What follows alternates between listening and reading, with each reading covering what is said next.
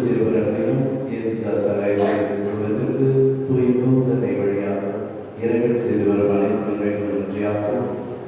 பிள்ளைகள் மகன்கள் மருமகள்கள் மகள்கள் மருமகன்கள் பிற பிள்ளைகள் இவருடைய உடல் சுகத்திற்காக குடும்ப சுகத்திற்கு நிறைவேறும்படியாகும். பிள்ளைகள் பிற பிள்ளைகள் அனைவரும் ஞானத்திலும் கல்வியிலும் ஒழுக்கத்திலும் நல்லபடியாகவும் குடும்ப ஒற்றுமைக்காகவும் சமாதான வேண்டியும் இத்திருப்படி கருத்து நன்றி திருப்படியாக கொடுக்கப்படுகிறது. தந்தை மகன் தூய ஆவியாரின் பெயராலே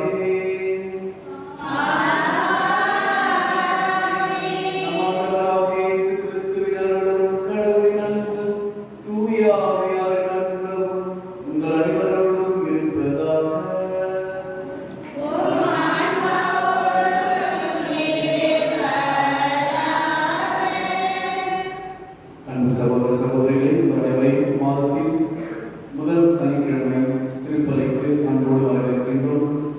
நாம் அனைவரும் ஒன்றிணைந்து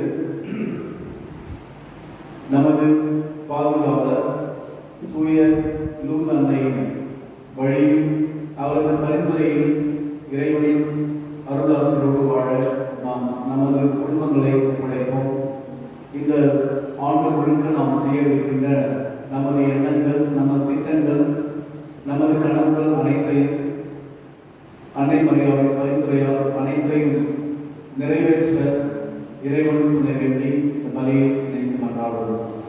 தூய மறைநிகழ்வை நாம் தொடர்ந்து முறை கொடுக்க தடையாக இருக்கின்ற நமது குற்றம் குறைகளை நினைத்து பார்த்து மனமருந்தி மன்னிக்க வேண்டுவோம்.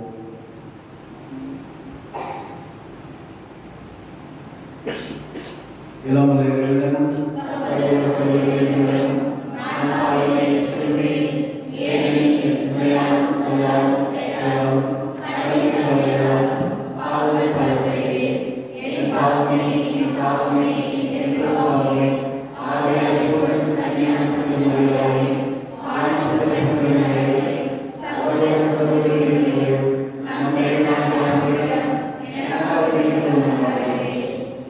இறைவன் நம்பிக்கையற்றம் வைத்து நம் பாவங்களை மன்னித்து நம்மை நிலைப்பாடுக்கு அழைத்து செல்வாராக.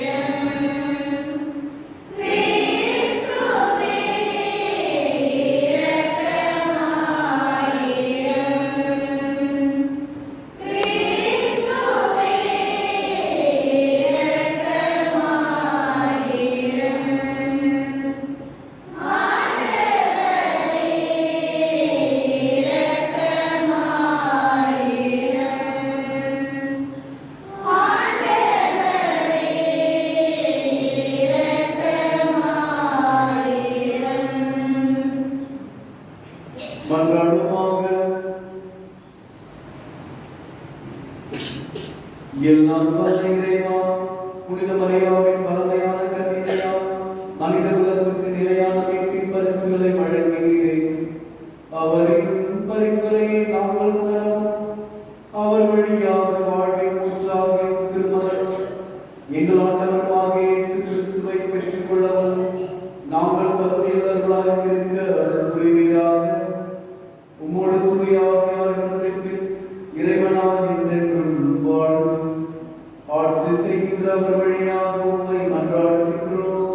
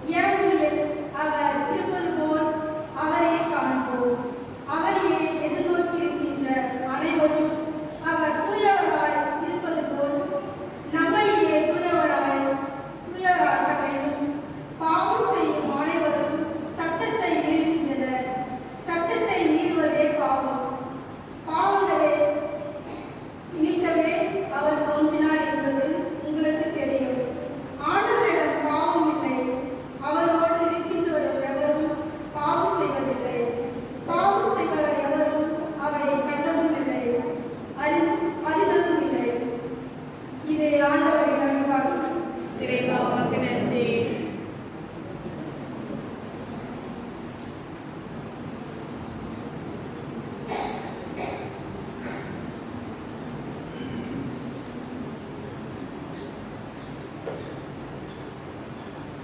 மதுரை பாடல் அல்லது மாந்தர் அனைவரும் நம் கடவுள் அருளிய விடுதலையை கண்டனர். மாந்தர் அனைவரும் நம் கடவுள் அருளிய விடுதலையை கண்டனர். ஆண்டவருக்கு புதியொரு பாடல் பாடுங்கள், ஏனெனில் அவர் வியத்தகும் செயல்கள் புரிந்துள்ளார்.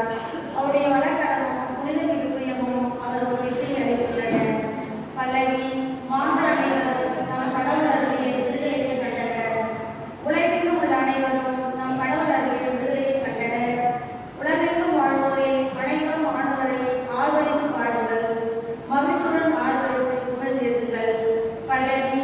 மாந்தர் அனைவரும் நம் கடவுள் அருளிய விடுதலையை கண்டனர். யாழினை மீட்டி ஆண்டவரை புகழ்ந்தேத்துங்கள்.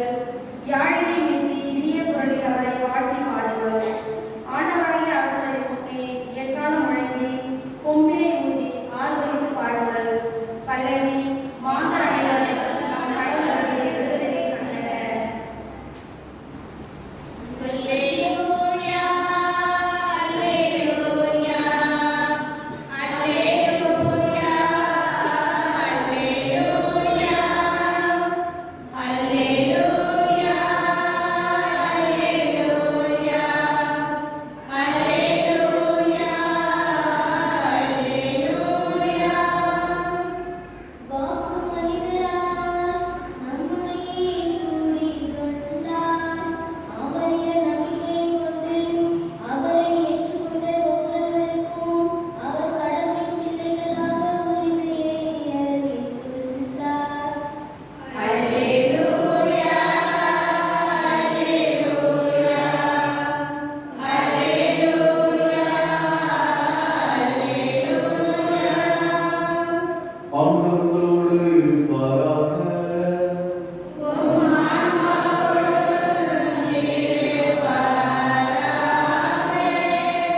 யோவான் எழுதிய தூய நற்செய்தியிலிருந்து வாசகம்.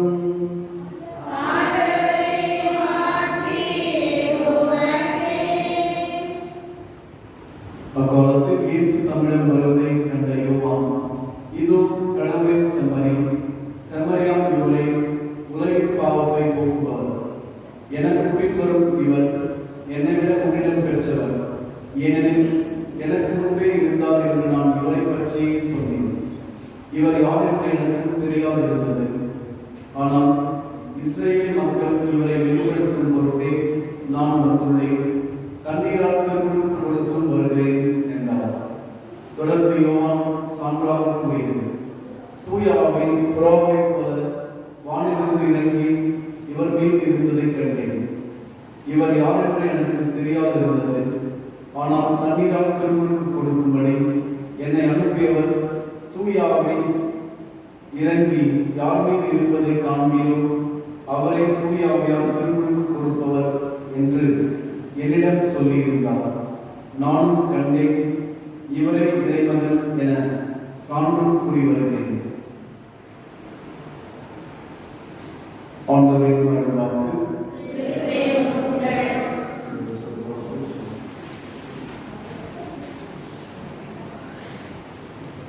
அன்புக்குரியவர்களே, நாம் இன்று நமது பாதுகாவலர் அன்னை மரியாதைக்கு விழா எடுத்திருக்கின்றோம்.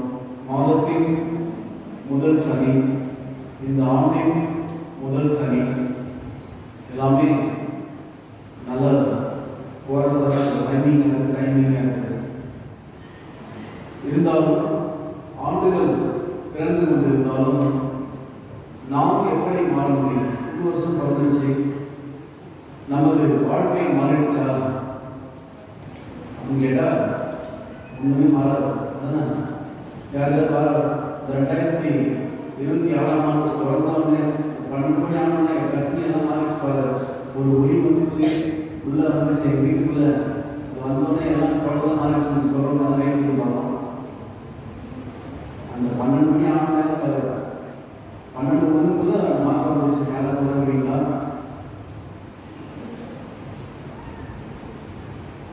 சொல்ல முடியுமா? புது வருஷம் காலம் நகர்ந்து கொண்டு தான் இருக்கு.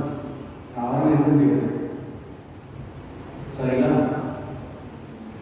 நாம் மாற வேண்டும். மாற்றம் என்பது நம்மிலிருந்து தொடங்க வேண்டும். நம் மனதிலிருந்து அது தொடங்க வேண்டும். மாற்றம் என்பது மனம் சம்பந்தப்பட்டது. மகிழ்ச்சி என்பது ஒரு மனநிலை. நீங்க மகிழ்ச்சியாக நினைச்சா இருக்கலாம். எல்லாரும் மகிழ்ச்சியாக இருக்கணும்னா 2026 வந்துச்சு.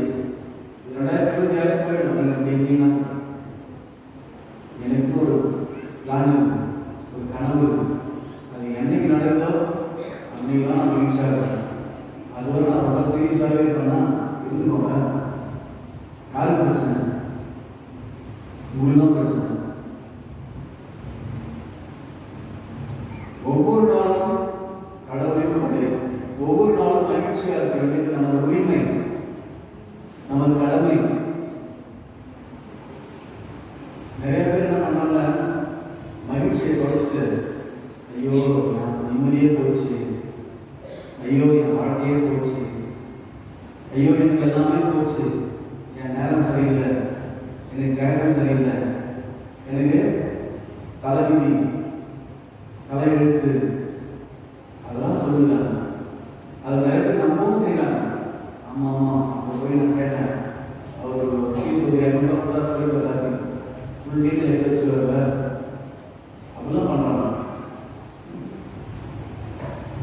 யார் நமது தலைவிதியை, நம்ம தலையெழுத்தை நிர்ணயிக்கிறார்கள்?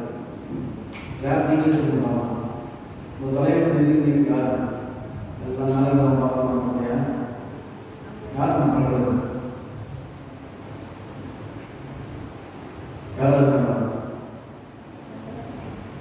நீங்க தான் சொல்லலாம். கொஞ்சம் சின்ன பசங்க சொல்லுவாங்க.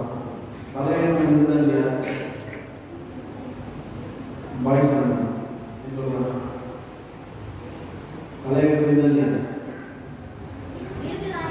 யார் சொல்றது? இது முதல்ல பாய்ஸ் தான் சொன்னாங்க. புரியுதா இல்லையா? இருக்குன்னு சொன்னா கேட்குங்க. நார்மலாக கேட்குங்க. சரி, எங்க தலையெழுத்து? எங்க இது தலையெழுத்து?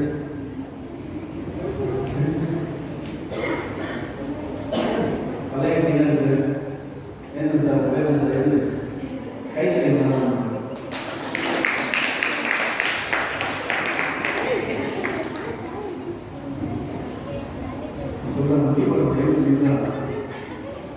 தெரியல ஏதோ சும்மா கை சொன்னான்னு போயிட்டேன்.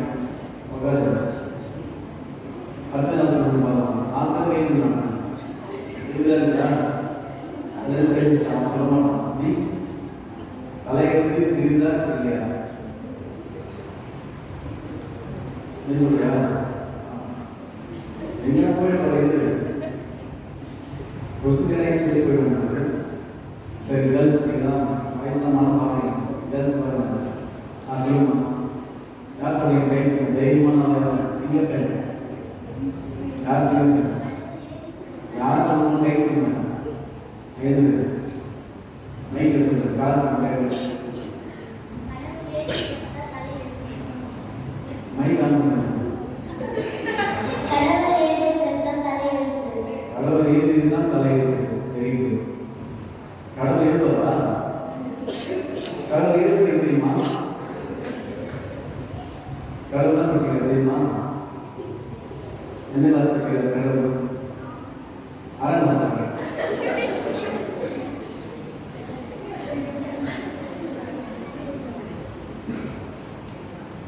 கடவுள் எழுதினார். சில பேர் சொல்றாங்க. யார் சொல்றீங்க? கைட்டுங்க. டீச்சர் நீ சொல்லுங்க. டீச்சர் மாட்ட காப்பாற்றணும். வேற என்ன சொல்றீங்களா? கடவுள் எழுதுதான் தலையெழுத்து. எங்கே எழுதுமா? தலையில இல்லை தெரியல. காட்டில் எழுதுறா? எங்கே எழுதுற? தலையிலையா? இங்கே இல்லை இங்கேயா? சரி, நீ சொல்லுங்க. கடவுள் வேணும்னு தான் தலையெழுத்துன்னு சொல்றாங்க. நீங்க என்ன சொல்றீங்க?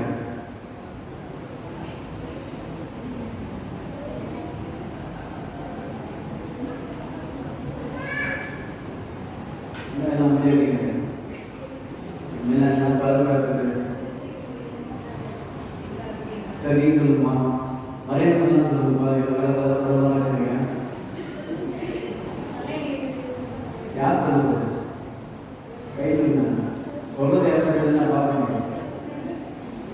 இவர் கண்ணாடி வரைக்கும்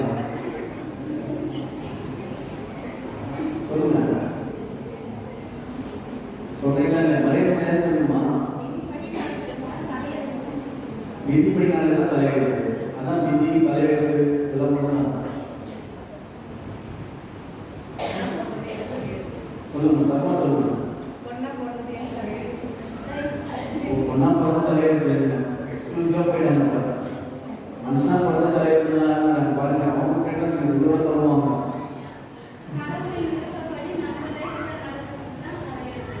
கடவுளே கடவுளுடைய விருப்பப்படி தான் எல்லாம் நடக்கும். அப்போ இறைவனுக்கும் தான் தலைவருக்கு சொல்லாதீங்களா? இறைவனுக்கும் தலைவனுக்கும். சரி, ஓகே. அப்புறம் பின்னாடி என்ன சொல்லணும்?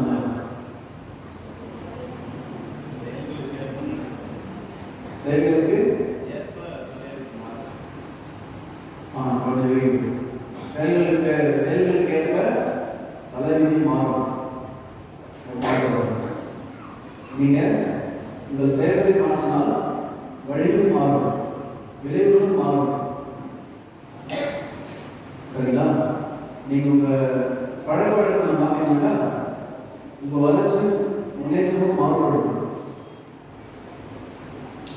புரியுதுங்களா? தண்ணி சுத்தரிக்கிறது அதை பாதுகாக்கலாம். என்ன பண்ணலாம்? வேற ஏதாவது லெமன் பண்ணலாம், டீ ஊற்றலாம். அப்போ நம்ம எதை குடிச்சிருக்கோமோ அந்த கலரில் தான் வரும். தண்ணி மாறும். தண்ணி சேர்த்து தான் பால் வந்து விதையாயிடும். என்னென்ன நீங்கள் டீ கொடுத்தா கருப்பாயிடும். அப்புறம் வேற ஏதாவது பண்ணிங்கன்னா அது வந்து கலர் மாறும். உப்பு போட்டால் கரைக்கும், சக்கரை போட்டால் இனிப்பாக இருக்கும். கசப்பான பொருள் என்ன கலக்கணும்னா கசப்பு. அப்போ செயல்களுக்கு ஏற்பதான் விளைவுகள் மாறும். அப்புறம்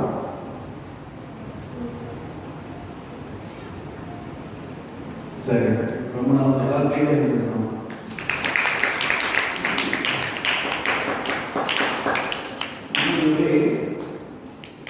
ஒவ்வொரு மனிதனுக்கும் இரண்டு அடையாளம். முதலாவது கடவுள் விரும்புகின்ற நான், ரியல் செல்ஃப் அப்படின்னு சொல்லுவாங்க. கடவுள் விரும்புகின்ற நான். இரண்டாவது இப்போது இந்த உலகத்தில் இருக்கின்ற நான், இப்போது நான். இந்த ரெண்டுமே ரொம்ப வித்தியாசமானது. கடவுள் விரும்புகின்ற வந்து கடவுள் என்ன என்பாரு? உங்களை புனிதமாக, தூய்மையானவனாக, எந்த விதமான மாசு மறுவற்ற ஒரு குழந்தையாக கடவுள் இந்த உலகத்தில் ரெக்கட் செய்கிறார். அந்த குழந்தைகளை பார்த்தவங்க அவங்க பேசவே தெரியாது. 3 வயசுல பார்த்தா கேட்டால் தான் பேச ஆரம்பிச்சிருக்காங்க. 3 வயசு 5 வயசு ஆச்சுன்னா நான் கேட்டாங்க டாக்டரே பயன்படுத்துவாங்க. எல்லாம் கேட்டாங்க குடிச்சு கரைச்சிட்டு இருப்பாங்க. கரைச்சி குடிச்சிட்டு இருப்பாங்களா? கரைச்சி குடிச்சிட்டு இருப்பாங்க. ஆனால் குழந்தைய பார்த்தா கேட்பாங்க, நல்லா கியூட்டாக இருப்பாங்க. பொய்லாம் தெரியாது, பொய்னா என்னன்னு தெரியாது. புரியுதுங்களா? எல்லாருமே குழந்தையாக பிறக்கின்ற பொழுது அதெல்லாம் அதான் கடவுள் விரும்புகின்ற நாம், ரியல் செல்ஃப். சரிங்களா? இன்னொன்று வந்து நாம் வந்து உலகத்தில் பிறந்த பிறகு நமது குடும்பம், நமது நண்பர்கள், நமக்கு அறிவுரை சொல்லிடுவார்கள், நாம் படிக்கின்ற புத்தகங்கள், நாம் வாசித்து தெரிந்து கொள்வது, மொபைலை பார்த்து தெரிஞ்சுக்கிறது, இதெல்லாம் சேர்ந்து ஒரு புது கலவையாக இருந்தது நான் என்பதை நாமே தயாரிக்கிறேன். இதுதான் நான். இந்த நானுக்கும் இல்லைங்களா கடவுள் விரும்புகின்ற கடவுள் படைத்த அந்த செல், அந்த நானும் தான் இது ரொம்ப வித்தியாசம். இருக்காது. நீங்க நினைச்சு பாருங்க, கடவுள் உங்களை இப்பொழுது எந்த நிலைமையில் இருக்கின்றீர்களோ அந்த நேரம் தான் படைச்சா நினைக்கிறீங்களா? இல்லை. நாம் எங்கேயோ தவறு செய்திருப்போம், தெரியாமல் செஞ்சிருப்போம், சில தெரிந்து செஞ்சிருப்போம். அதனால கஷ்டப்படுறோம். நான் நல்லா படிச்சிருக்கலாம் அப்பவே, நான் இன்னும் கொஞ்சம் நல்லா படிச்சதுனால இன்னும் கொஞ்சம் நல்லா மேலே இருக்கேன் அப்படின்னு நினச்சிருப்பாங்க. ஆனால் அது நீங்க நல்லா படிச்சு இன்னும் நல்ல நிலைமையில இருக்குன்னா கடவுளுடைய படைத்து இருக்கின்றார். கடவுளுடைய திட்டம், கடவுளுடைய விருப்பம் அல்லது விதி அப்படின்னா அது என்ன இல்லை. விதி என்பது நாம் தப்பிச்சு போவதற்கு அது மேலே போடுகின்ற ஒரு என்ன சொல்றது, ஒரு எஸ்கேபிசம் அப்படின்னு சொல்லுவாங்க விதி. இப்போ குடிச்சிட்டு வண்டி ஒரு சாதாரணமாக வச்சுங்க, என்ன அவ்வளோப்பா விதி வரலாம்ப்பா அப்படின்னு சொன்னா அது எஸ்கேப் ஆகுதான் அப்படின்னா குடிச்சிட்டு ஒரு வண்டி அவசியத்தினால அது விதியா? கடவுள் இருக்குமா? தலையெழுத்தா? அதெல்லாம் தெரியும் சொல்லுங்க. தலையெழுத்து சொல்லுங்க. ஒரு குடிக்கிறாரு ரொம்ப சரியான ரொம்ப நாளாக வச்சுங்க, 10 வருஷம் குடிக்கலான்னு வச்சுங்க. அவர் பார்த்தா பாக்காட்ட போகிறாங்க, எல்லாமே ஆயிடுச்சு. அவுட்டு கல்லீரல் அவுட்டு, சாய்னிஸ் எல்லாம் போய் வந்துச்சு. அப்புறமா கடவுளே கடவுளே உன் கண்ணு இல்லையா, என்னை ஏமாற்றி பண்ணுற கடவுள் அவ்வளோதான், கடவுள் நடிச்சாரு, அவ்வளோதான் விதி, நீங்கள் சாக வேண்டியதான் அப்படின்னு நம்ம சொல்ல முடியுமா? தப்பு யார் பண்ணுறது? அப்போ ஏன் கடவுள் தலைவிதிங்க? தப்பு குடிச்சது யாரு? குடிச்சிட்டு வண்டி ஓடுறது யாரு? கடவுளா? இல்லை கடவுள் வாங்கி கொடுத்தாரா? இல்லை கடவுள் மகனே சந்தோஷமா போய் அவங்க டீம்ல வச்சுட்டாரா? இது நம்ம நடக்கின்ற நிகழ்வுகளுக்கு ஒரு ஆறுதல் சொல்வதற்கு, ஆறுதல் சொல் நம்மளே நாம் தேடி நாம் சொல்ற ஒரு தப்பி செல்வதற்கான ஒரு முயற்சி தான் விதி. இது ஒரு பக்கம். இன்னொன்று நம்ம விதினா ஏற்றுக்கொள்ள வேண்டும். வேற வழியில ஏற்றுக்கொண்டுதான் நாம் அடிமுடிய வேண்டும். நீ அடிமை அப்படி என்று நம்மை கைகட்டாகிறது ஒரு ஆதிக்க மனநிலை விதி. அவ்வளோதான் விதி. அவ்வளோவா சரிதான்பா, அவ்வளோதான் கடவுள் தான் நான் குடிச்சிட்டார், அதை தப்பிச்சு அதெல்லாம் கேள்வி கேட்க முடியாது. கடவுளை கேள்வி கேட்கலாமா? தலைவிதி அவ்வளோதான். கடவுளை கேள்வி கேட்கலாமா? கடவுளை கேள்வி கேட்கறதா?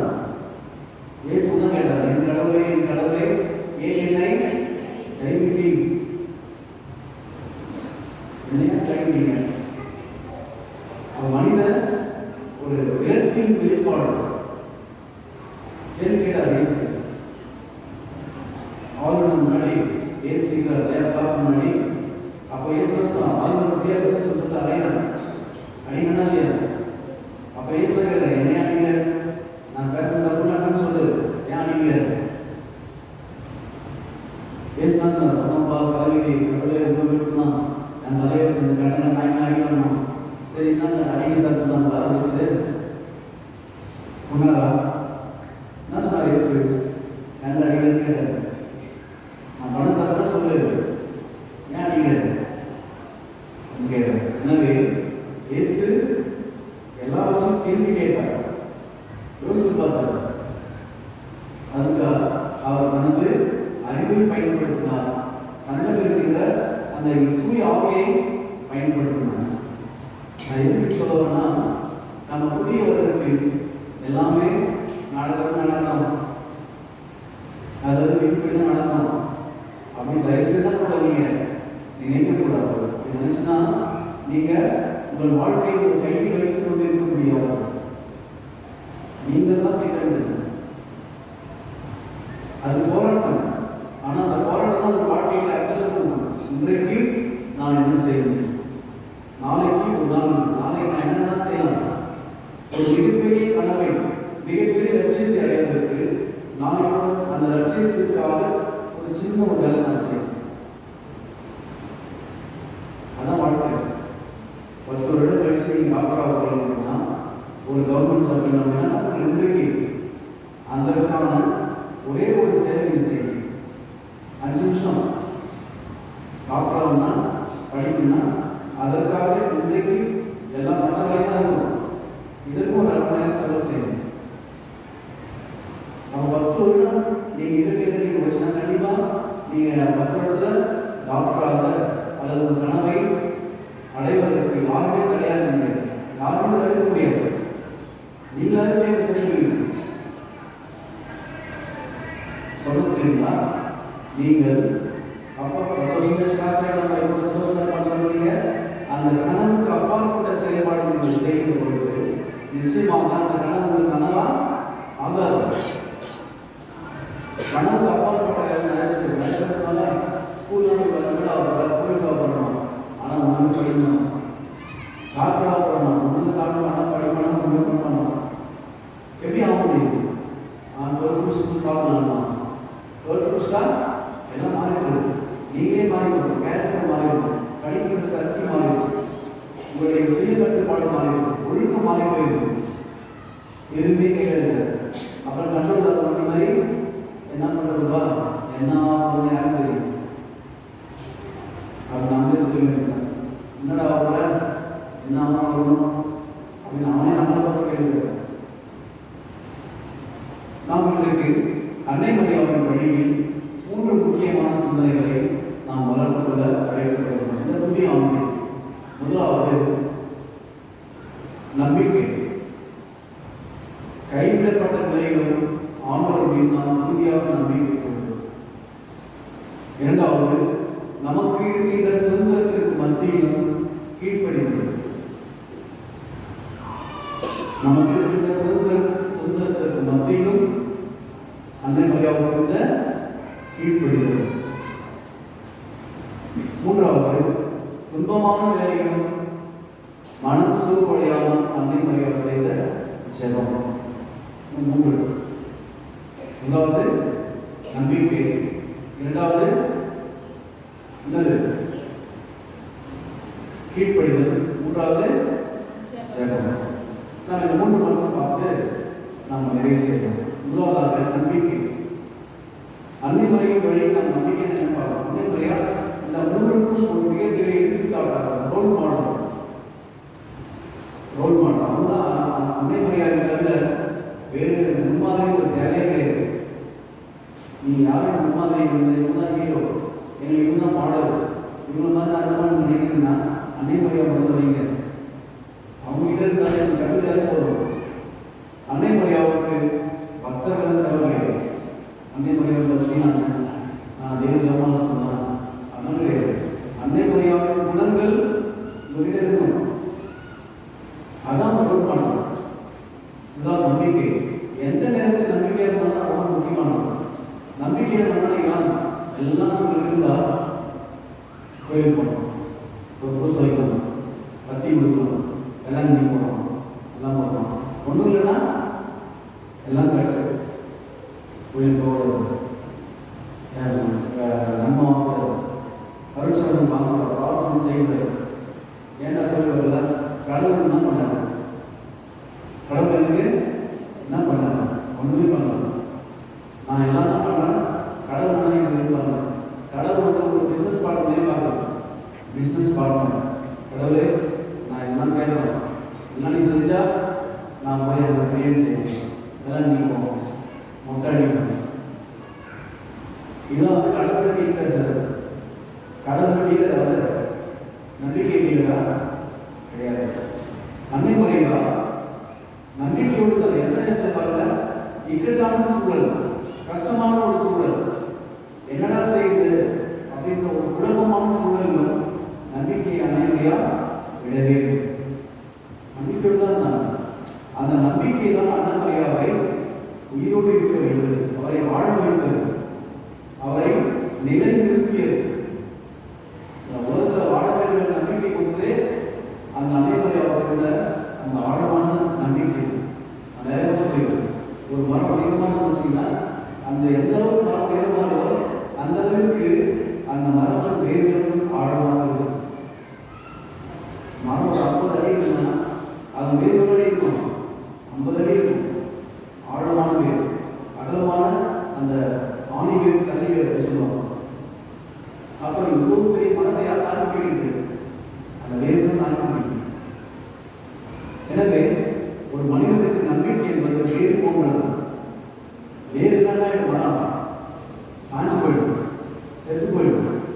அதுபோல உங்களுக்கு நம்பிக்கை என்றால் நீங்களும் வாழ்க்கை சாஞ்சு போயிடுவீங்க, செத்து போயிடுவீங்க. நம்பிக்கையில்லாத இடத்தில் அச்சம் ஏற்படும், பயம் ஏற்படும், கலக்கம் ஏற்படும். இது முதல் செய்தி. இதே மாதிரியாக கற்றுக்கொள்வோம். இரண்டாவது செய்தி கீழ்ப்படுவது. எந்த நேரத்தில் கீழ்ப்படுவது ரொம்ப முக்கியமானது. நமக்கு நிறைய சுதந்திரம் இருந்தது. அவன் நினைத்தால் என்னென்ன பண்ணிடலாம் இல்லையா? கபடி தலைவர் சொன்ன உடனே அதான் செட்டாக தலைப்பாடு. நீ கூட நிறைய பேர் நம்ம பொறுப்பாக வரலாம். இந்த மாப்பிள்ளைகள் ஒரு பொண்ணு வந்து ரொம்ப வயசாக நான் சொல்லுவேன் எப்படி சீக்கிரமாக சொன்னால் அவங்க அம்மா சொல்லுவாங்க, பாரு ஏதோ 10 பேர் வந்தாங்க, எல்லாரும் ஆக்கு சரியில்லை, மூக்கு சரியில்லை, கலை சரியில்லை, வீட்டு சரியில்லை சொல்லி அனுப்பிச்சு போகிறாரு. நீங்கள் தான் சொல்லுறது பாருங்க. நான் கேட்டேன், எனக்கு பிடிச்சதான் நான் கல்யாணம் பண்ணிக்கிறேன் சொன்னாங்க. அப்போ அவங்க என்ன இருக்குது? சுதந்திரம் இருக்குது. இந்த மேலும் சொல்றதுக்கு சுதந்திரம் இருக்கிறது, வேண்டாம்னு சொல்றதுக்கு சுதந்திரம் இருக்கிறது. அதுபோல அன்னை மரியாதை நினைத்திருந்தா கபரியல் தலைமையில சொல்லிடலாம், என்னால் முடியாது, இந்த உலகத்தின் மீட்பர் என் வயிற்றில் பிறகு நான் அனுமதிக்க மாட்டேன். ஏன்னா சந்தோஷமா இருக்கும், என் சந்தோஷம் முக்கியம். நம்ம நிறைய சொல்றதா இல்லையா? சொல்றதா இல்லையா? எனக்கு சந்தோஷம் முக்கியம், வேற எதையா நம்ம போய் பாருங்க அப்படின்னு அனைவரை சொல்லவும் முடியாது. முடியுமோ முடியாதா? இன்னைக்கு யாரும் அதில் கீழ்படிவாங்களா? மாட்டாங்க. அவங்களுக்கு சுதந்திரத்தை பற்றி நிறைய பேர் ஃபெமினிசம் பேச ஆரம்பிச்சாங்க. பெண்ணையும் நல்லதுதான், ஆனால் தனது சுதந்திரத்தை முறையாக சரியாக பயன்படுத்த கற்றுக்கொள்வதுதான் பெண்ணியம். நாமும் பெண்ணியத்தை எதிரான கிடையாது, அதனால நான் பேசுறேன். பெண்ணியம் என்றால் நினைச்சதான் செய்யறது பெண்ணியம் கிடையாது, சுதந்திரம் கிடையாது. நிறைய பேர் வச்சிருக்காங்க நினைச்சதான் செய்யணும், அதான் சுதந்திரம் நினைக்கிறாங்க. நினைச்ச செஞ்சா நீங்க அடிக்கதான் அவங்க இருக்காச்சு. நீங்க என்ன வாங்க அடிமைதான். போன் எடுத்து வச்சீங்க, போன் எப்போனாலும் பாருங்க, போனுக்கு அடிமைதான் வாங்க. நான் வந்து ஆஃப்டர் 9 o'clock நான் மொபைலே யூஸ் பண்ண மாட்டேன். என்கிட்ட கட்டுப்பாடு இருக்கு. 9 மணிக்கு அப்புறம் நான் 9 மணிக்கு ஜப்பா சொல்லுவேன். 9 மணிக்கு அப்புறம் தான் பண்ணுறேன், நான் மொபைலை சுவிட்ச் ஆஃப் பண்ணி வச்சு நான் அப்படின்னு சொல்ல கைட்டு தைரியமாக பெரிய வீரமாக கைட்டுங்க, சீக்கிரம் கைட்டுங்க. 10 மணி மேலே தான் மொபைலே ஒர்க்காக ஆரம்பிக்கும். சொல்லுங்க பார்க்கலாம், உங்களுக்கு சுதந்திரம் இருக்கு. 10 மணி மேலே மொபைல் பார்க்கக்கூடாது, 1 மணி பார்க்கக்கூடாது, கண்ணு கேட்டு உங்களுக்கு சுதந்திரம் இருக்கிறது, செய்யலாம், நீங்க செய்யுங்க. ஆனால் அதன் பின்விளைவுகள் என்ன பண்ணல தெரிஞ்சுக்கல, புரிஞ்சுக்கல. ஆனால் நடைமுறையா அப்படிப்பட்ட நிலையிலும் தனக்கு சுதந்திரம் இருந்தாலும் அதை அவங்க பயன்படுத்த வாழ்க்கை என்ன பண்றாங்க? கடவுளுக்காக இந்த தியாகத்தை நான் செய்கிறேன். ஏதோ நல்லா நடக்கும், பரவாயில்ல. எனக்கு கெட்டது நடந்திருக்கா, கெட்டது நடக்கிற மாதிரி தெரியுது, ஆனால் ஏதோ நல்லா நடக்கும், பரவாயில்ல. லெட்ஸ் சீ, பார்க்கலாம். இது நான் ஆண்டவரின் அடிமை அப்படின்னு சொல்றாங்க. யாராவது சொல்ல முடியுமா? நான் செல்போனுக்கு அடிமை, நான் சீரியலுக்கு அடிமை, நான் குடிக்கு அடிமை. இந்த அடிமை நிறைய பையன் போடும். ஆண்டவர் யாரும் அடிமை கிடையாது. நான் ஏன் அவங்க பேசுறாங்க? நான் ஏன் ஆண்டவர் அடிமையாகும்? எனக்கு ரைஸ் இருக்கு. நிறைய இடங்கள் ஒருவேளை நம்ம என்ன சொல்லிடலாம், யோசிச்சு போயிட்டாரு, ஏன்னா சார் நீங்க எனக்கு வேணாம், என்னால் முடியும், இது பண்ண முடியல, நான் வேற யாராவது பார்த்துக்கிறேன், அல்லது உங்க என்னால் ஹெல்த்லைக்கு வர முடியாது, எனக்கு ரொம்ப வயிறு முடியும், நான் இங்கே இருக்கணும் அப்படின்னா இறைவன் நிறைய நடந்திருக்குமா? நடந்திருக்காரு. விட்டுட்டாங்க. இறை திட்டத்தை நிறைவேற்றுவதில் பல சிக்கல்கள் இருக்கின்றது, தடைகள் இருக்கின்றது. அதை கடவுள் நமக்கென்று வைத்திருக்கின்றார். அதை நாம் தான் செய்யணும். உங்களுக்கு என்று கடவுள் வைத்திருக்கிற திட்டத்தை யார் செய்ய? நான் செய்ய முடியுமா? உங்க அப்பா செய்ய முடியுமா? முடியாது. எனவே நாம் கீழ்ப்படிதல் என்பதை நமக்கு இருக்கின்ற ஃப்ரீடம், சுதந்திரத்தை நாம் வச்சு பார்க்கணும். ஆங்கிலத்தில் ஃப்ரெஞ்சு பிலாசபர் சொல்வார், அவன் சொல்வார், man is conduct to be free. மனிதன் சுதந்திரமாக இருந்து இருக்கின்ற நிலையை என்பதில் அவனுக்கு ஆயிரத்துக்கு நன்கு சுதந்திரமான நிகழ்வுகள் இருக்கின்றன, சுதந்திரமான சாய்ஸஸ் தெரிவுகள் இருக்கின்றன. என்ன செய்யணும்? இவ்வாறு இன்னைக்கு முதல் சனிக்கிழமை நீங்களாம் விரும்பினா செய்வீங்க. உங்களுக்கு நிறைய சுதந்திரம் இருக்குது. நீங்கள் நிறையா உங்களுக்கு வந்து நான் ஒரு இடத்துக்கு போயிருந்தேன். அந்த இடத்துல போனால் சொல்லுவாங்க, இன்றைக்கு வந்து ஒரு புது படம் ரிலீஸ் வரும், ஆடியோ ரிலீஸ் எல்லாம் ரிலீஸாக வந்து அந்த ரிலீஸ் பார்க்கணும்னு சொல்லிட்டு பார்த்து வரவே இல்லை. ஒரு முக்கியமான ஃபங்க்ஷனுக்கே வரல. ஏன் வரலாம்னு கேட்டால் பௌர்ணமி சொன்னாங்க. அவங்க தான் சொன்னால் பௌர்ணமியில் பல இந்த ஒருத்தரோட புது படம் வந்து அந்த படத்தை பாடி காமிச்சு அதை நான் பார்க்கணும், அதுக்காக வரலாம்னு எதுவும் பண்ணி தெரியல. அப்போ தெரிவுகள் இருக்கின்றது, நிறைய தெரிவுகள். நீங்க என்ன பண்ணுவீங்க? வாலண்டியரா சரி மாதத்தின் முதல் சனிக்கிழமை மாதாயிட்ட போயிட்டு நம்ம கொஞ்ச நேரம் தான் சொல்லணும், கடவுள் கொடுக்கணும் அப்படின்னு நினச்சி நீங்கள் எங்கே வந்துருவீங்க? நிறைய பேர் வேற வேலை வச்சுருப்பாங்க இல்லையா? ஒரு சில வீட்டில் அந்த சாமி வரலாம், வேற வேலை சும்மா கிறிஸ்மஸ் நடக்கலாம் சொல்லிட்டு போகலாம், வீடியோ கேட்டுருப்பாங்க. இன்னும் ஒரு சில டிவி போட்டு கேட்டுருப்பாங்க, பூசை அவங்க கேட்காது. இன்னும் ஒரு சிலர் எதாவது விருப்பத்தை செஞ்சிருப்பாங்க. அன்புக்குரியவர்களே, ஒவ்வொரு மனிதனுக்கும் நிறைய சுதந்திரங்கள், தெரிவுகள் இருக்கின்றது, மெனி சாய்ஸஸ். இந்த நேரத்தில் நாம் எதை செய்ய வேண்டும் என்றால் நிறைய 100,000கணக்கான சாய்ஸஸ் இருக்கு. அது தெரிஞ்சிருக்கு யாருடைய வேலை? நீங்கள் கேட்டால் நீங்கள் எதை தெரிந்திருக்கின்றீர்களோ அதுதான் உங்களுக்கு விளைவை கொடுக்கும். நல்லதை தேர்ந்தெடுத்தால் அதன் விளைவு நல்லதாக இருக்கும், கெட்டதை தேர்ந்தெடுத்தால் அதன் விளைவு கெட்டதாக இருக்கும். அவ்வளோதான். இந்த தலைவிதி தலை எழுத்து அதெல்லாம் விளக்கே கிடையாது, வச்சுக்கலாம் கிடையாது. We become what we choose. We are the product of what we have chosen. சொல்லுவாங்க. நீங்கள் எதை தேர்ந்தெடுக்கிறீர்களோ அதனுடைய வெளிப்பாடு தான் நீங்கள். புரியுங்களா? நீங்க யாரு?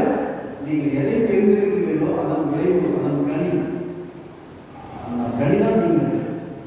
அதனால கடவுள் வந்து உங்க விதியை நிர்ணயிப்பதில்லை. நீங்கள் எதை தேர்ந்தெடுக்கிறீர்களோ, சின்ன வயசுல படிக்க மாட்டாங்க, கணக்கே வரல, இங்கிலீஷே வரல, சயின்ஸே வரல, தமிழே வரல, அப்படி சொன்னா அதான் உங்களுக்கு தெரியும். அதே நேரத்தில் கணக்கு பார்க்க நிறைய பேர் இருப்பாங்க. ஏன்? ஐநா டைம் என்னால் முடியும் அப்படின்னு சொல்லிட்டு அந்த சாதிக்கிற நிறைய பேர் இருக்காங்க. அண்மையில் நேர்ஸ்கரில் எனக்கு தெரிஞ்ச 2 பிள்ளைங்க அந்த ஒரு அரசு சார்ந்த நிகழ்வுக்கு போயிருந்தாங்க. பெண்கள் அது எவ்வளோ தாய்க்கு சொன்னாங்க, எவ்வளோ ஒரு பெண்கள் சொல்லிட்டு அதில் வந்து எனக்கு நான் அந்த இடத்துக்கு வந்து இந்த உதவி வாங்கி உங்களுக்கு யாராவது சொல்லி தெரியாது அப்படின்னு சொல்லிட்டு நீங்கள் அந்த பாப்பா வந்து போலீஸாக இருந்தாங்க. எப்படி ஆனாங்க? இருந்தும் 4 மணிக்கு ஓடி நாங்கள் ஒரு அந்த ஓடர் வந்து ஜெயிச்சிட்டாங்க. அங்கே என்ன பண்ணாங்க? ஃப்ரீயாக படிக்க வைப்பாங்க. ஸ்கூலில் ஃப்ரீயாக அவங்களே சாப்பாடு வந்து ஃப்ரீயாக படிக்க வைப்பாங்க.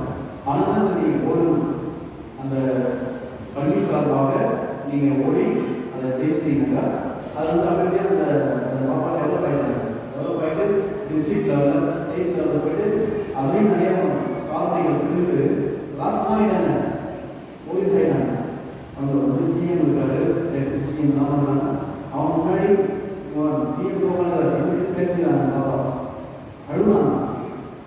நான் வந்து இந்த இடத்துக்கு வந்து இப்படி ஒரு போலீஸாக நான் நினச்சதை பார்க்கல. ஆனால் எனக்கு என்ன இருந்தது? வெறி இருந்தது. என்னுடன் படித்த பிள்ளைகள் பெரிய அக்கா பிள்ளைங்க நிறைய பேர் இருந்தாங்க. ஆனால் அவங்க என் நேரத்தில் ஒன்றும் வரல. 23 வயசு தான் அவங்க 18 போலீஸ் ஆகிட்டாங்க. இப்போ எனக்கு போலீஸ் இருந்தது. நான் போலீஸ் ஆகிட்டு அந்த அந்த தொடக்க சம்பளம் 60,000. நான் என்ன பண்ணேன், லோன் வாங்கிட்டேன். 5 வருஷம் தான் பண்ணேன். இந்த கடனை என்னால் அடைச்சிக்க முடியும் அப்படின்னு சொல்லிட்டு சொல்கிறாங்க. இப்படி அழுகிறாங்க.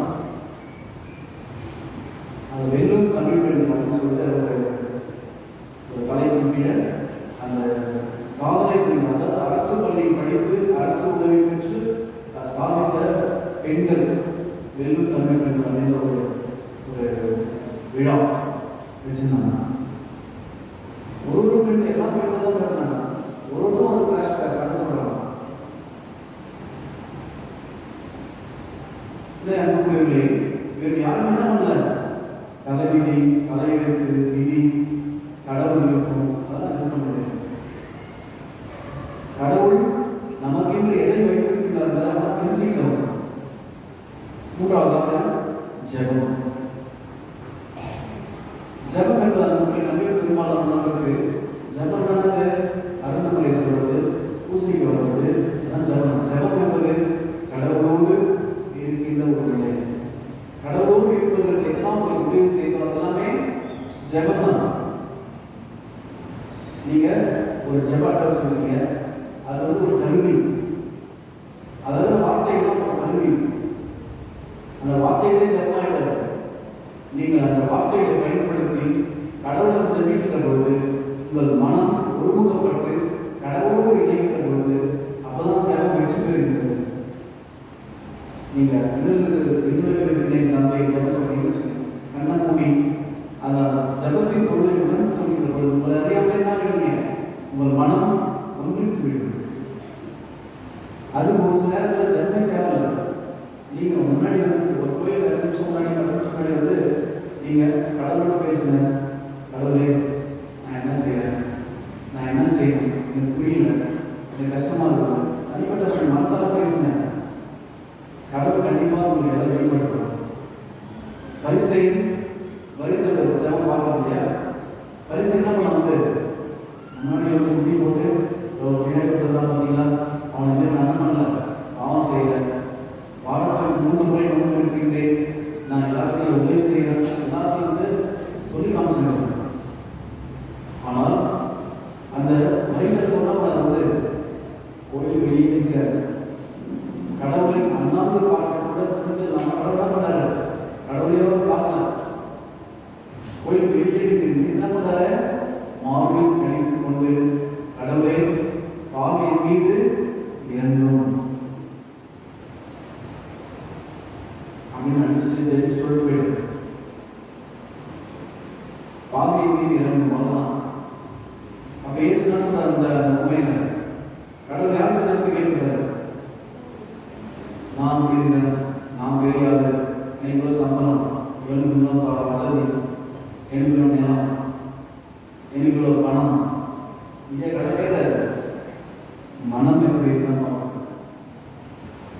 எனவே ஜெபம் என்பது அன்புக்குரியவர்களே, நமது மனம் இறைவனிடம் சங்கமிக்க வேண்டும், இணைய வேண்டும். அது எப்போதான் தான் பண்ணலாம். நீங்க தூங்கும்போது கடவுளோட பேசலாம், நீங்க பஸ்ல போகும்போது கடவுளோட பேசலாம், நீங்க அடுத்தவரோடு பேசிக்கிற போது கடவுளை பற்றி பேசலாம். எந்த அம்மாவும் நீங்க கடவுளை பைபிள் கதை சொல்லுவீங்களா, பைபிள் எவ்வளோ கதை இருக்கு, எந்த அம்மா சொல்லுவீங்களா, மொபைலை பேர் கொடுத்துருவோம், இந்த வச்சுக்கோ, மொபைல் எல்லாம் பாரு, உங்களுக்குலாம் வச்சு தருவான், மொபைலில் எல்லா கதையும் வச்சு தருவாங்க. குழந்தைகளுக்கு அடிமைகளாகிற பழக்கத்தை பெற்றோரை கற்றுக்கொண்டாங்க. இந்த 3 நிகழ்வுகளும் அன்னைமரியாக நாம் பெற்றுக்கொள்வோம். அன்னைமரியாக நாங்கள் தன் உள்ளத்தை நிகழ்ந்த அனைத்தையும் தன் உள்ளத்தில் இருத்தி சிந்தித்து வந்தார் அப்படின்னு பழைய மொழிபாட்டில் தியானித்து வந்தார் அப்படின்னு. என்ன நடந்தது, திடீர்னு தான் கபீர் தலைவர்கள் வந்தாங்க, இதை சொன்னாங்க. நானும் ஆரோக்கியம் சொல்லியாச்சு, என்னுடைய கணவர் என்னை வெறுத்து வர, என்னை நிலைக்கு வரன்னு பார்த்தா அவங்களுக்கு என்னை எழுதிட்டாரு, அவங்களுக்கு நல்லா பார்த்துக்கிறாரு.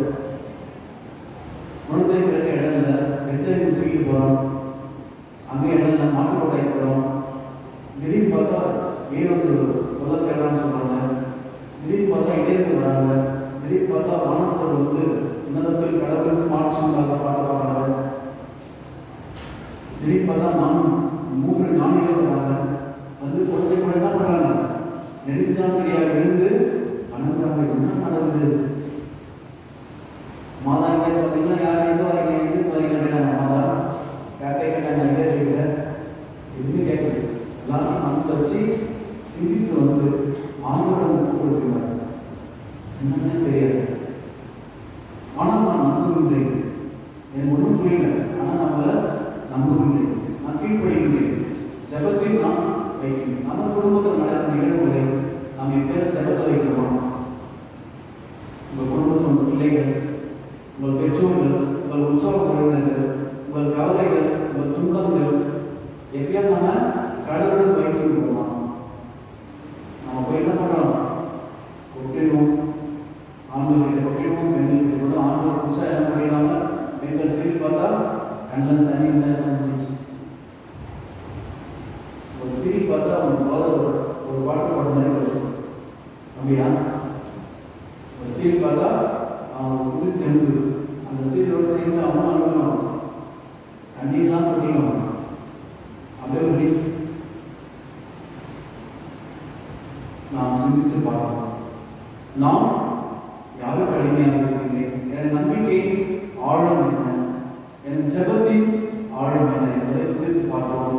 அனைத்திற்கும் அன்னை மரியா முன்மாதிரியாக விளையாட்டு இருக்கின்றார். அன்னை மரியாதையோடு நாமும் ஒரு எடுத்துக்காட்டான நம்பிக்கையாளராக, ஒரு எடுத்துக்காட்டான கிறிஸ்தவராக வாழ முயற்சி செய்வோம். ஆமென்.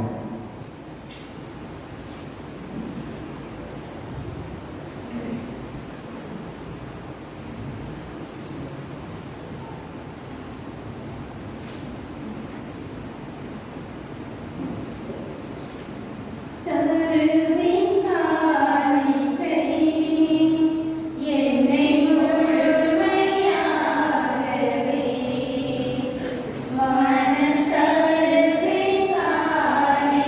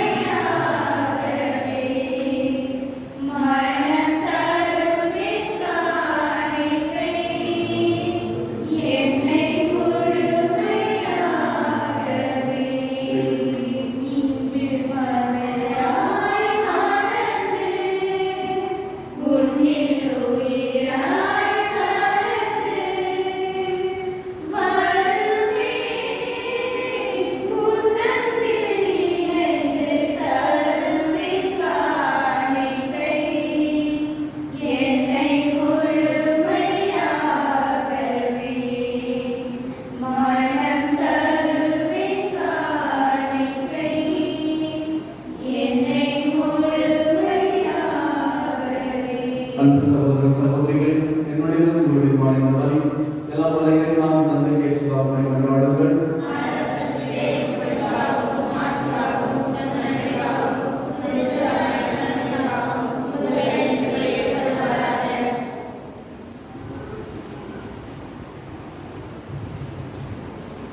ஆண்டவரே, உம் திருமகனின் மன்னக பிறப்பாலும் கன்னிமரியாவின் தாய்மையாலும் நீர் புனிதப்படுத்தியுள்ள இக்காலத்தை நாங்கள் கொண்டாடுகின்றோம். இக்காணிக்கை எங்களை புனிதப்படுத்தவும் அவரில் நாங்கள் புது பிறப்படையும் அருள் புரிவீராக. என்றென்றும் வாழ்ந்தாட்சி செய்கின்ற அவர் வழியாக உம்மை மன்றாடுகின்றோம்.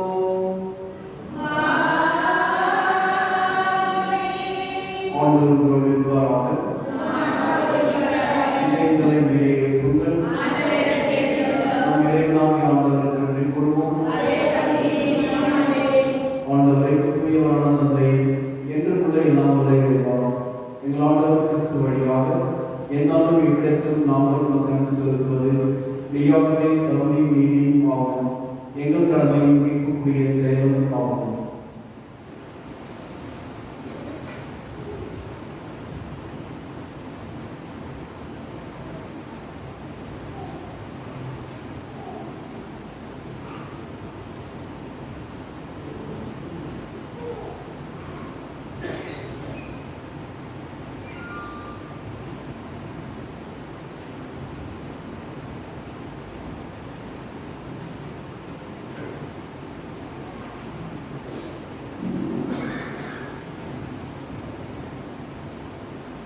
ஏனெனில் பிற இனத்தாருக்கு ஒளியாகிய கிறிஸ்துவில் எமது மீட்பின் மறைபொருளை இன்று வெளிப்படுத்தி சாவுக்குரிய எங்களது மனித தன்மையை அவர் தோன்றிய போது அவருக்குரிய சாதாரண மாட்சியால் எங்களை புதுப்பித்தீர். ஆகவே வானத்துதர் முதன்மை வானத்துதரோடு அரியணை அமர்வோர் தலைமை காண்பவர்களோடு வான்படையின் அணிகள் அனைத்தோடும் சேர்ந்து நாங்கள் நமது மாட்சியை புகழ்ந்து பாடி முடிவிற்கு செல்வதாவது.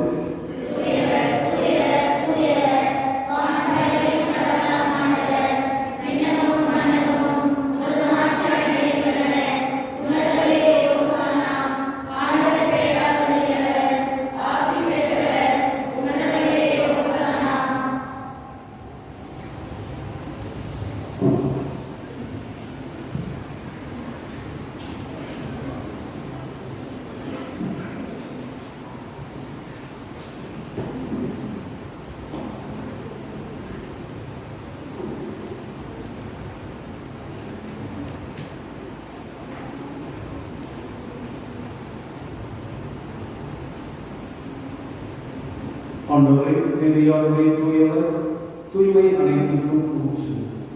ஆகவே ஆவி பொழிந்து இக்காணிக்கைகளை தூய்மைப்படுத்தவனை வேண்டுகின்றோம். இவ்வாறு ஆண்டவர் இயேசு கிறிஸ்துவின் உடலும் இரத்தமுமாக எங்களுக்கு இவை மாறுவாராக. அவர் பாடுபடவும் கணிந்து தம்மை கையளித்த போது அப்பத்தை எடுத்து நன்றி செலுத்தி அதை பிட்டு தம் சீடர்களுக்கு அளித்து கூறினார்கள், அனைவரும் இதிலிருந்து பெற்று உண்ணுங்கள், ஏனெனில் இது உங்களுக்காக கையளிக்கப்படும் என் உடல்.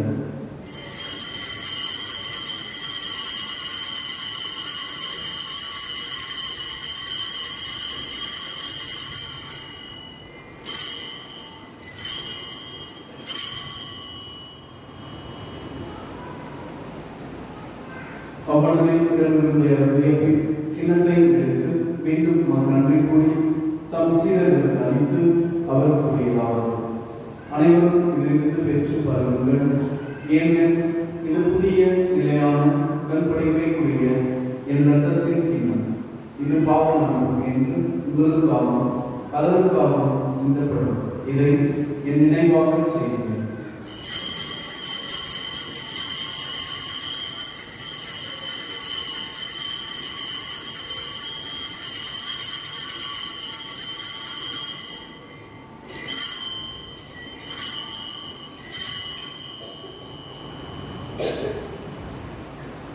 நம்பிக்கையின் மறைபொருள். ஆண்டவரே, நீர் வருவளவும் உமது இறைவனை அறிக்கையிடுகின்றோம், உமது உயிர்ப்பினையும் எடுத்துரைக்கின்றோம். ஆகவே ஆண்டவரே, நாங்கள் கிறிஸ்துவின் இரட்சையும் உயிர்ப்பினையும் நினைவு கூர்ந்து வாழ்வுதல் அப்பத்தையும் மீட்பளிக்கும் கிண்ணத்தையும் ஒப்புக் கொடுக்கின்றோம். உம் திருமுறைக்கும் ஊழியர்களுடைய தகுந்தவர்களை ஏற்றுக்கொண்டீர். எனவே நன்றி செலுத்துகின்றோம். மேலும் கிறிஸ்துவின் உடலில் ரத்தத்தில் பங்கு கொள்ளும் எங்களை தூய ஆவியாரோடு சேர்க்க வேண்டும் என உம்மை தாழ்மையுடன் கொண்டாடுகிறோம். ஆண்டவரே, உலகெங்கும் பரவியிருக்கும் ஒரு திரு அவையை நினைவு கூர்ந்தருளும். எங்கள் திருத்தந்தை லியோ, எங்கள் பேராய் பிரான்சிஸ் காலிஸ்ட், எல்லா திருநிலையினர் ஆகிய அனைவரோடும் ஒரு திரு அவை அன்பின் நிறைவு பெறச் செய்துள்ளது.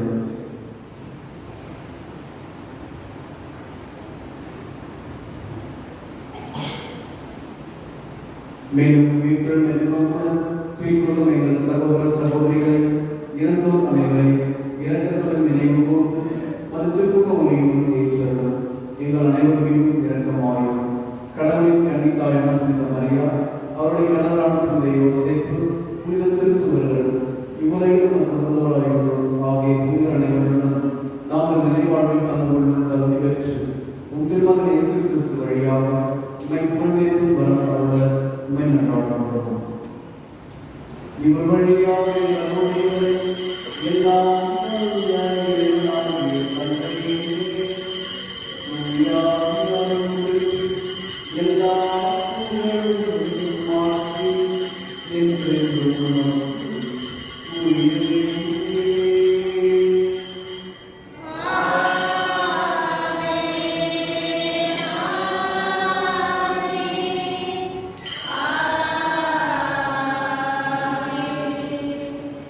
மீட்பறிஞர்களாக கற்பிக்கப்பட்டு இறைப்பணியாக பயிற்சி பெற்ற நாம் துணிந்து மன்றாடுவோம்.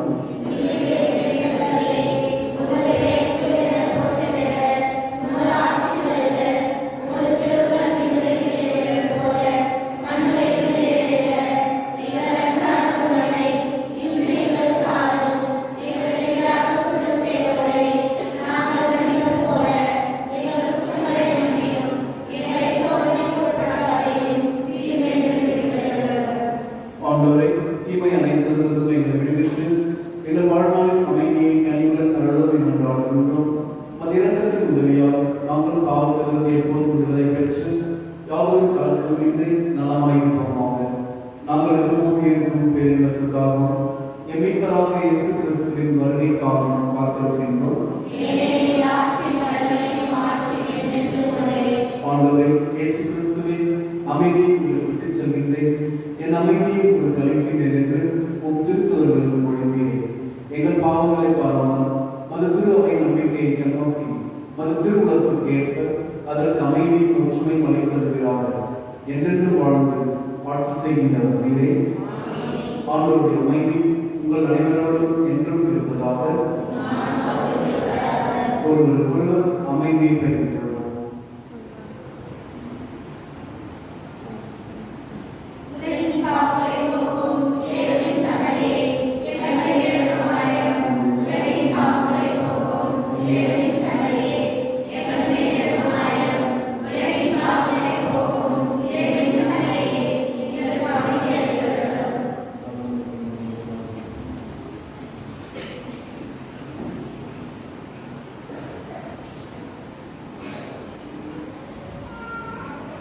இதோ இறைவனின் செம்மறி, இதோ உலகின் பாவங்களை போக்குகின்றவர்.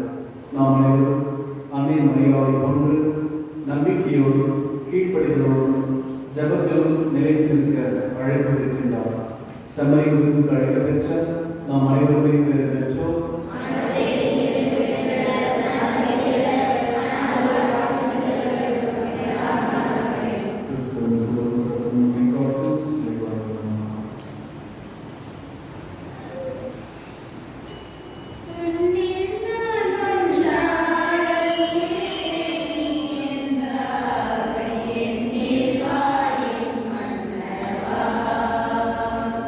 Yeah.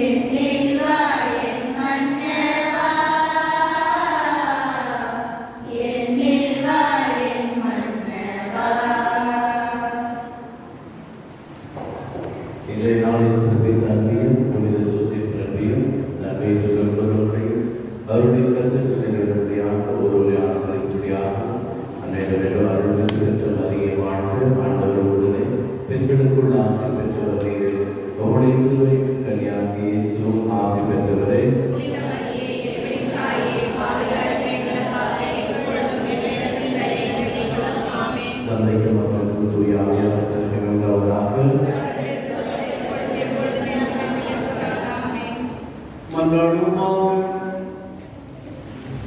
ஆண்டவரே, மனிதரான வார்த்தையானவரின் உடலையும் இரத்தத்தையும் உட்கொண்ட நாங்கள் உம்மை வேண்டுகின்றோம். அதனால் புனித கன்னிமரியாவின் நினைவாக நாங்கள் மகிழ்வுடன் பெற்றுக்கொண்ட இவ்விண்ணக மறைபொருட்கள் அதே ஒரு திருமகனின் இறைத்தன்மையில் நாங்கள் என்றும் பங்கு பெறச் செய்வனவாக. என்றென்றும் வாழ்ந்தாட்சி செய்கின்ற அவர் வழியாக உம்மை மன்றாடுகின்றோம். ஆண்டவர்களோடு இருப்பாராக.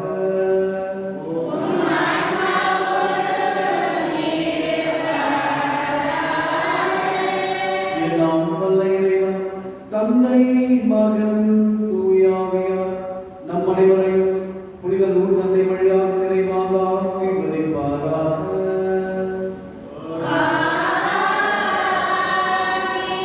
சென்று வாருங்கள், திருப்பலி நிறைவேற்று.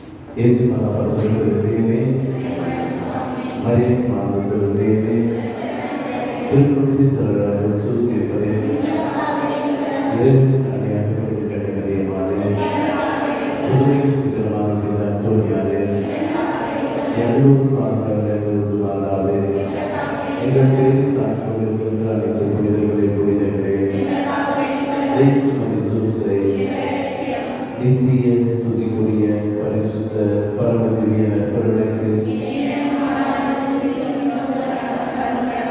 தந்தை, மகன், தூய ஆவியாரின் பெயராலே ஆமென்.